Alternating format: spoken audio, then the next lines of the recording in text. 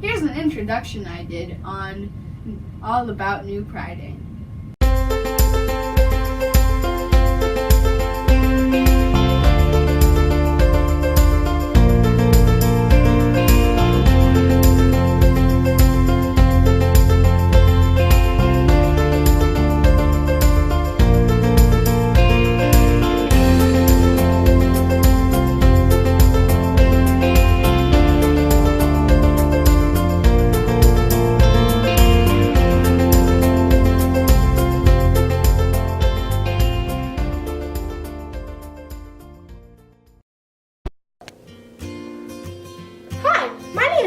And on this portion of All About New Prydain, we're going to talk about New Sussex, New Prydain's biggest city, and the onnet and illet, the two currencies that New Prydain uses opposed to the US dollar. Let's talk about New Sussex, shall we? So New Sussex, rather than just being New Prydain's biggest city, is the biggest city in America, leaning over New York and Chicago. It also is an island. And unlike New York Island, which is pretty not that interesting, it looks like a bear claw, according to some people, or it just looks like a random island. The biggest borough, where all the hub of activity really is called Medellis, and that is where the Plumaria Tower is, the headquarters of PI, which is one of the biggest technology companies in the world, leaning over Apple and Google in the stock market. And that is the second tallest building in the world, right behind the Burj Khalifa. So, let's talk about the onnet, shall we? So the onnet and the illet are the joint currencies of New Prydain, but an illet is 1/100th of an onnet. Sort of like how the U.S. cent works into the U.S. dollar system. One onnet is half of a U.S. dollar. Sort of like, let's say that you're someone in New Hampshire and you're on Amazon and you want to get something and it's $50, but then let's say that you're in New Prydain and you want to get that exact same thing, it would say that it's 100 onnets. So, the onnet, it's vertical and not horizontal, which means that transactions can be cool, unlike the foreign dollars of the U.S. Thank you for seeing me in this segment about onnets and illets and New Sussex. Hi, my name is Ethan Petrick, and today we're going to be talking about your favorite thing, taxes! Yeah, not my favorite thing either. But then we have this really, really cool tax which encourages green energy. Now you may be wondering, how do you do that? So I'm going to tell you now. So we have this really cool tax, which is that whatever cubic foot of polluted air anyone puts into the air, they have to pay a tax of 50 illets. That is equivalent to 25 cents. This encourages the behavior of green energy. So you may be wondering, did we rip this off of California? Hey. No, they ripped it off of us. We were there before them. Yeah. So we just wanted to talk to you about that. Thank you for joining me for this segment. My name is Ethan Petrick. Hey everyone, it's Ethan again, and today we're going to be talking about one of the most popular things in the world, sports teams. So in New Sussex, they have two sports teams. The New Sussex Doves for baseball, and the New Sussex Nightingales for basketball. The New Sussex Doves are in the American League, and the New Sussex Nightingales are in the Eastern Basketball Conference.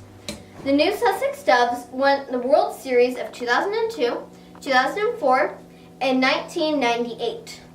The New Sussex Nightingales, on the other hand, are in the Eastern Basketball Conference, and they won the series of 1923, 1972, and 1988, and 2005. We also have the Yablop Blades for football. And they're in the American Football Conference and won the Super Bowl of 1991. And we have one of the most popular sports, or I should say the second most popular sport in our state, which is hockey. And for hockey teams, we have the Latour Earthquakes, which are in the Eastern Hockey Division and won the Stanley Cup of 1995. These are some awesome sports teams that we have, and I personally love Earthquakes. Hi, it's Sarah again, and on this portion of All About New Prydain, we're going to talk about state politics and the admission to statehood and universities. So, first, let's talk about state politics. Our governor is the Democrat Joe Biden, with deputy governor being Bernie Sanders, also a Democrat. They were elected in the 2016 governor election, which was between Joe Biden and the runner-up was the Green Party, Richard Brocksmith, and then the Libertarian, Fred Loffer. The Republican Party didn't run a candidate. As you may see, you may think that those election results look way different than in any state in America. That's because the Green Party in New Prydain has grown massive support because of our green air tax, as Ethan explained in the previous segment. But the Democrats still hang on pretty strong with like 75% of New Prydain people liking the Democrats over the Green Party and the Libertarians. The Libertarians are third place because of their sort of conservative views, but still sort of looking liberal. And the Republicans, the big party that is currently has a president, has 1%.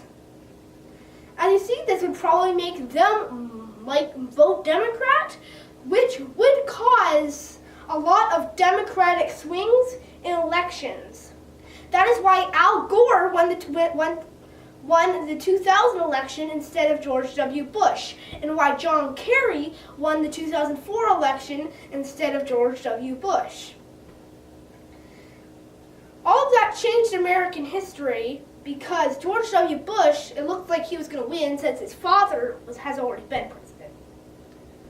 We have 32 electoral votes, and we have 30 representatives in the House of Representatives and 2 senators. Next on this section, we're going to talk about the admission to statehood of New Prydain. New Prydain was admitted to become a state in the United States in 1790 on January 21st. It became a state at the Congress of New Sussex, which then the new Constitution of New Prydain was then taken to Independence Hall, where it was signed by Benjamin Franklin to make sure that it was a state.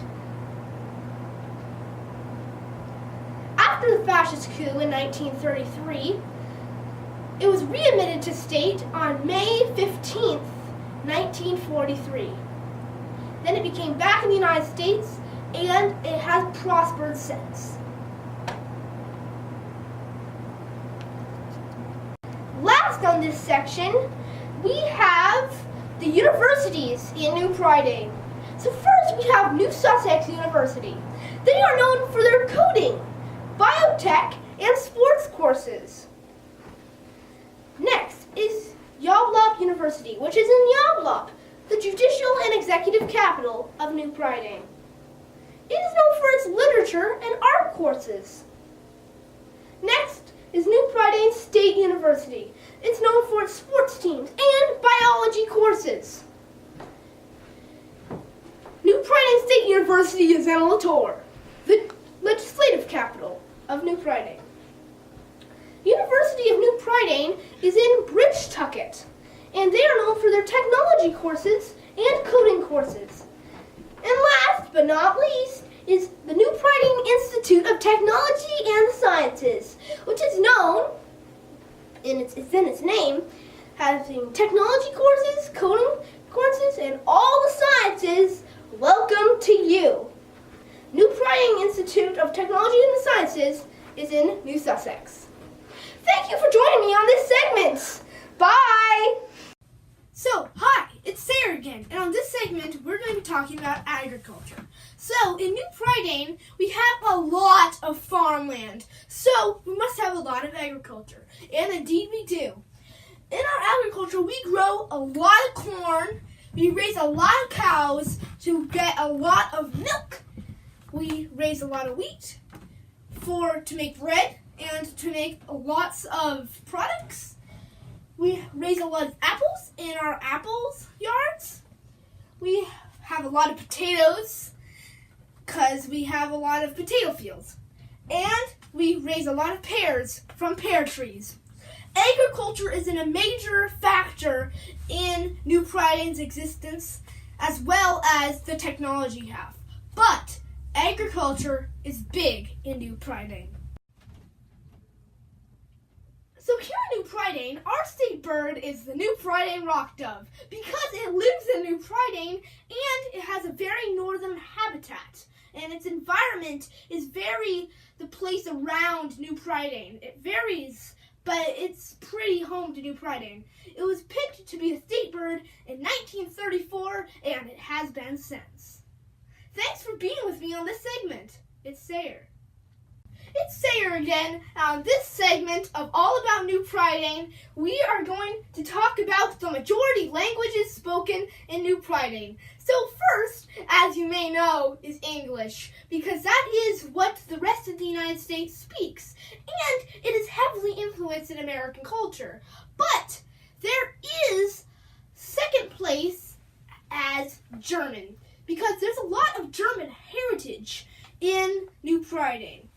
Most people would think that there probably would be a lot of Welsh and English because of its history, but during the 1930s, a flood of German immigrants escaping from Nazi Germany came to New Prydain and settled there.